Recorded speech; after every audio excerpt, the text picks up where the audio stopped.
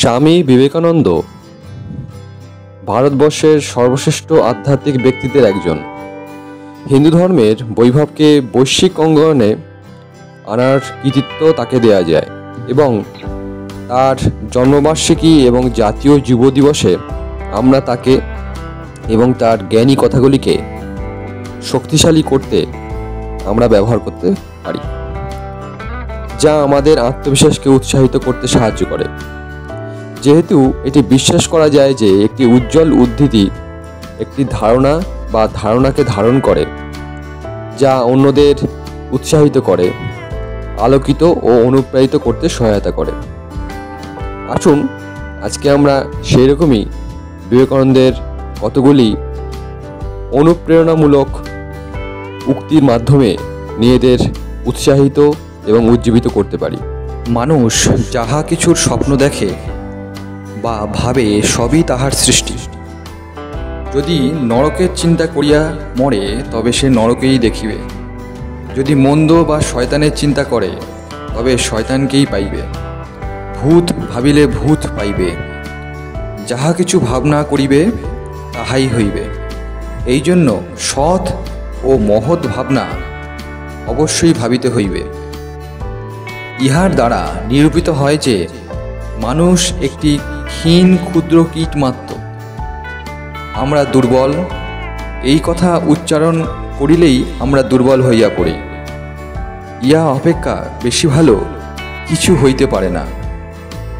মনে করো আমরা নিজেরাই আলো নিভাইয়া জ্বালানা বন্ধ করিয়া চিৎকার করি, ঘরটি অন্ধকার। এই সকল বাজে গল্প কথাগুলি একবার ভাবুন। আমি পাপী এই কথা বলিলে আমার কি উপকার হইবে? যদি আমি অন্ধকারেই থাকি তবে আমাকে একটি প্রদীপ জ্বালিতে দাও, তাহা হইলে সকল অন্ধকার চলিয়া যাইবে। আর মানুষ সব সময় অন্যের কল্যাণ করার চেষ্টা করো, দেখবে ঈশ্বর নিজে থেকেই তোমার কল্যাণ করছেন। আমরা প্রত্যেকেই নিজের যোগ্য ব্যক্তি খোঁজার চেষ্টা করি, কিন্তু কেউ কারো যোগ্য হওয়ার চেষ্টা করি না। ওপরে উঠতে গেলে আগে নিজেকে হালকা করো, নিজের ভিতরে সব অহংকারকে টেনে বের করে দাও। যে মানুষ বলে তার আর শেখার কিছু নেই, সে আসলে মরতে বসেছে। যতদিন বেঁচে আছো শিখতে থাকো। বিশ্ব একটি ব্যায়ামাগার, যেখানে আমরা নিজেদেরকে শক্তিশালী করতে এসেছি। এমন কাজ করো যাতে তুমি হাসতে হাসতে যখন মরবে তখন জগৎ তোমাকে দেখে কাঁদবে। ঘৃণার শক্তি অপেক্ষা প্রেমের শক্তি অনেক বেশি শক্তিমান। যা কিছু আপনাকে শারীরিক, বৌদ্ধিক এবং আধ্যাত্মিকভাবে দুর্বল করে তোলে সেটাকে বিষ ভেবে প্রত্যাখ্যান করুন। দুনিয়া আপনার সম্বন্ধে কি ভাবছে সেটা তাদের ভাবতে দিন। আপনি আপনার লক্ষ্যগুলিতে দৃঢ় থাকুন।